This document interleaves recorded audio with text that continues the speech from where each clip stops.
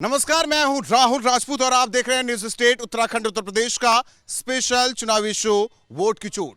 आज हम कुशीनगर जिले में पहुंच चुके हैं। जानेंगे यहां क्या है सियासी मुद्दे और क्या है स्थानीय मुद्दे और किन मुद्दों के साथ सियासी पार्टी चुनावी मैदान में है।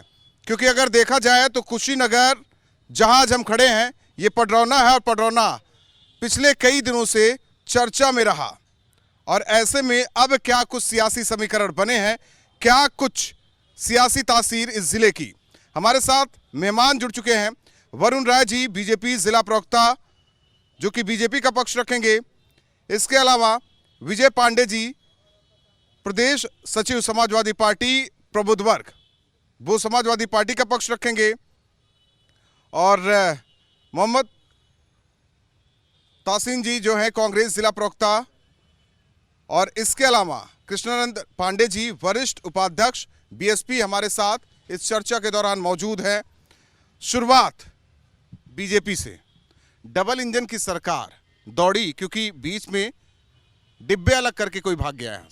डिब्बे अलग करने से और किसी के आने और जाने से कार्यकर्ता आधारित पार्टी को कतई कोई नुकसान नहीं है। उसका फायदा होगा उस आज यहाँ का मूल कार्यकर्ता और ऊर्जा और उत्साह के साथ भारतीय जनता पार्टी के प्रत्याशी को जिताने में लगा है।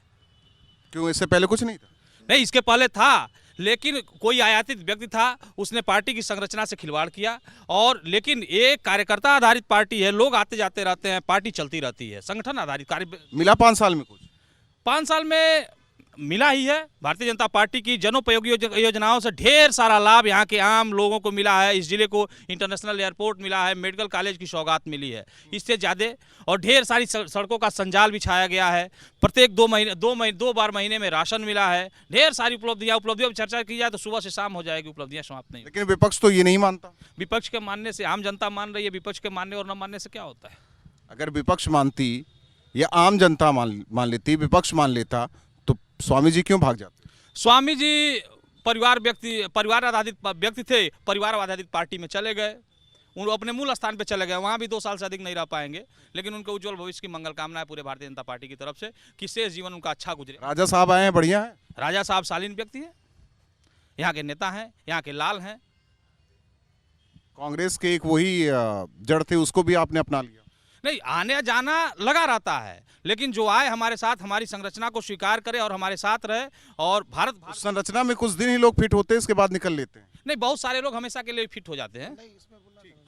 जी, मैं ये कह रहा था कि अभी आपने पूछा कि स्वामी प्रसाद मौर्य यहाँ पे पार्टी छोड़ के गए, क्यों गए? क्योंकि उनको लूटना नहीं बनता था। मेडिकल कॉलेज मिला, यहाँ पे एयरपोर्ट मिला, और उनको लूटना नहीं बना। हमारे शीर्ष नेतृत्व ने डायरेक्ट काम दिया, डायरेक्ट अकाउंट में पैसा डाल दिया, इस वजह से वो भाग गए। उनको चाहिए कि माल मोटा लूटे, हम वो लूट नहीं पाएंगे। पहले से जानकारी नहीं थी उनके बारे में? अरे पहले से जानकारी क्या थी? वो तो हमारे पार्टी में आए कुछ सीखने के लिए।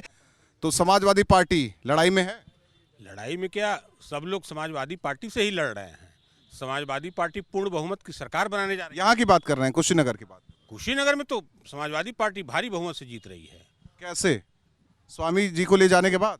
नहीं, स्वामी जी तो आ गए, वो पिछड़ों के नेता हैं, उनके आने का सम्मान है, स्वागत है। लेकिन जो विजन समाजवादी पार्टी का और हमारे राष्ट्रीय अध्यक्ष जी का 2012 से लेकर 2017 तक के उनके कार्यकाल की जो अभूतपूर्व उल्लेखनीय उपलब्धियां हैं, वह जनता को याद आती हैं। सताए गए लोग याद आती तो पहले ही जीत जाते, 17 में ही जीत जाते। क्योंकि अब उस समय झूठ फरेब और धोखेबाज लोग अपने चाल में कामयाब हो गए। उसमें स्वामी जी भी फंस गए थे। हाँ, स्वामी जी भी फंस गए थे उसमें। उनको लगा कि भारतीय जनता पार्टी में चलेंगे तो पिछड़े, दलित और अल्पसंख्यक समाज का भी सम्मान होगा। क्या राजा साहब भी फंस गए? नहीं, राजा साहब तो अपने स्थापित होने के लिए गए हैं, वो जान गए हैं। क्योंकि इस समय कांग्रेस दूरबीन से भी देखने पर दिखाई नहीं दे रही है, इसलिए वो कांग्रेस छोड़कर और भाजपा में गए हैं और राजनीति में संभावनाओं की तलाश करने गए हैं। और उनको टिकट चाहिए अगला दफा और या मंत्री। बीजेपी का कहना है कि परिवारवाद वाली पार्टी में परिवारवाद वाले चले गए। बीजेपी कह रही है।